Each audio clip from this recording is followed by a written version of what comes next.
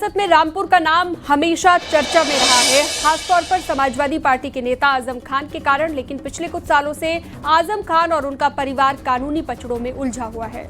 उनके बेटे अब्दुल्ला आजम खान के फैन पेज पर एक भावुक पोस्ट ने सनसनी मचा दी है। इसमें मौजूदा हालात को 1975 के आपातकाल से जोड़ा गया है। देखिए रिपोर्ट।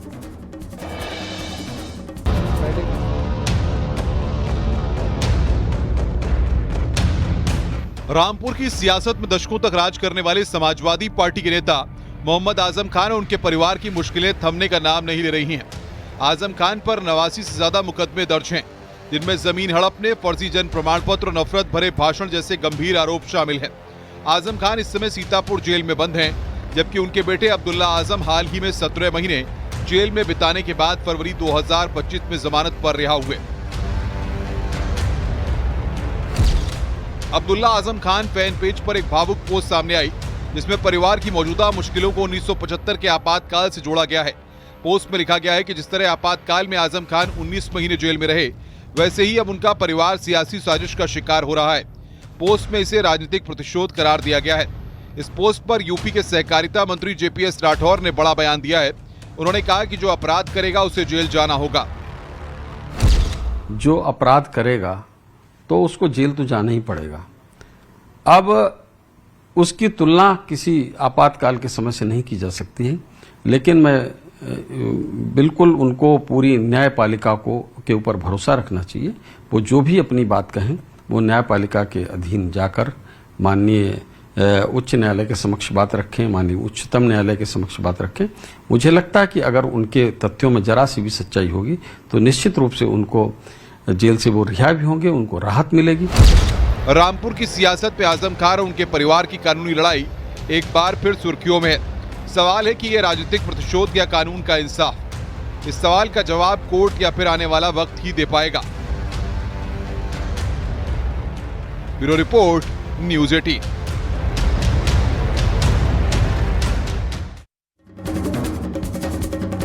अखिलेश ने कुछ कथावाचकों पर गंभीर आरोप लगाते हुए कहा कि वे कथा के लिए मोटी रकम वसूलते हैं, वो भी अंडर द टेबल। खासतौर पर अखिलेश यादव ने बागेश्वर धाम के धीरेन्द्र शास्त्री का नाम लेकर सनसनी मचा दी है। रिपोर्ट आपको दिखाते हैं।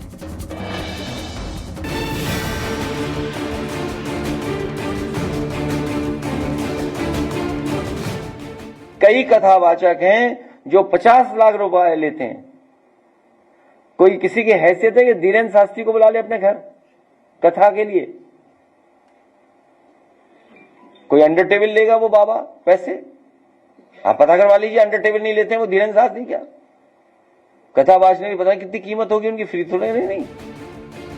सुना आपने, ये सपा प्रमुख अखिलेश यादव जी का बयान है, जिन्होंने कई कथावाचकों पर गंभीर आरोप लगाते हुए सवालिया निशान खड़े कर दिए हैं।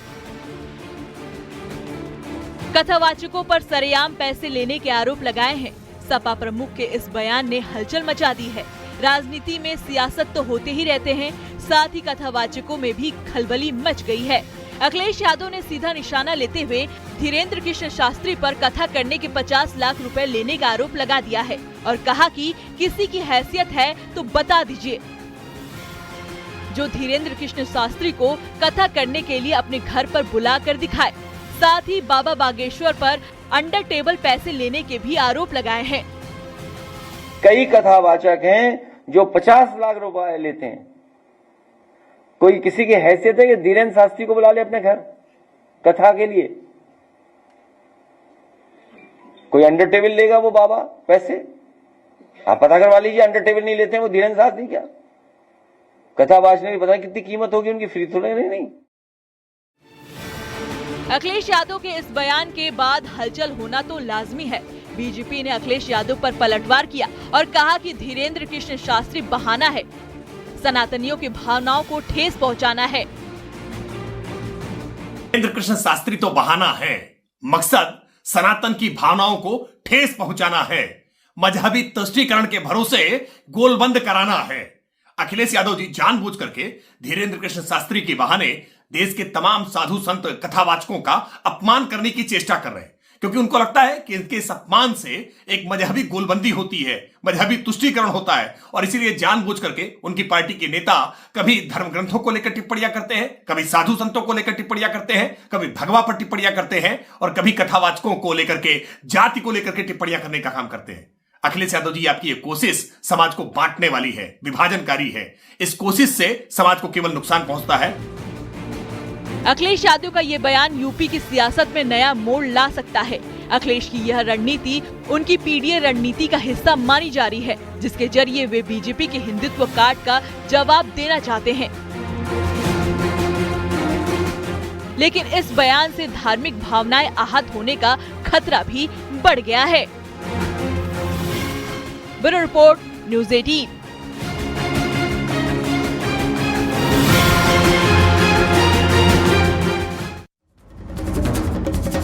समाजवादी पार्टी के राष्ट्रीय अध्यक्ष अखिलेश यादव के बयान पर अब नया विवाद होता दिख रहा है।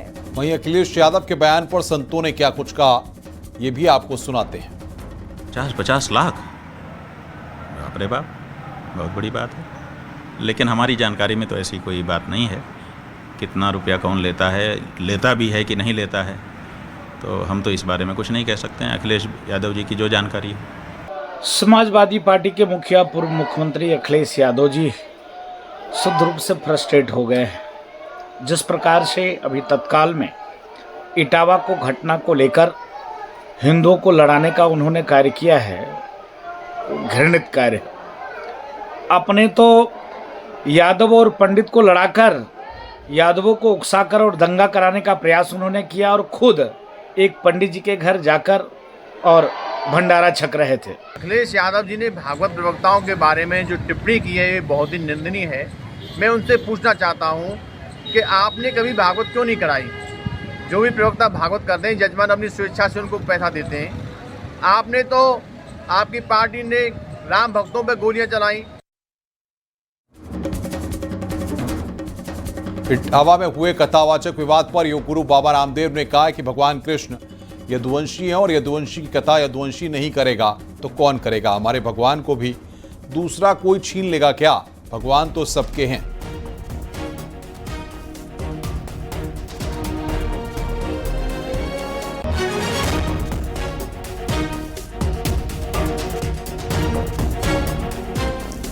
तो कथावाचक विवाद को लेकर बाबा रामदेव ने ये बात कही है कि भगवान तो सबके हैं।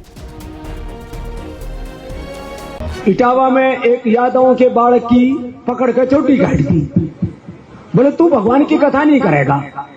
अरे बाउलो, भगवान कृष्ण महाराज यदुवंशी की कथा यदुवंशी नहीं करेंगे तो और कौन करेगा बताओ? बात यहाँ कोई जात पात की नहीं है। हमारा भगवान भी दूसरे छीन ले, बताओ ये कोई बात हुई? भगवान तो सबके हैं, लेकिन भाई यो 100 पेटेंट की भगवान कृष्ण की कथा तो हम ही कराएंगे।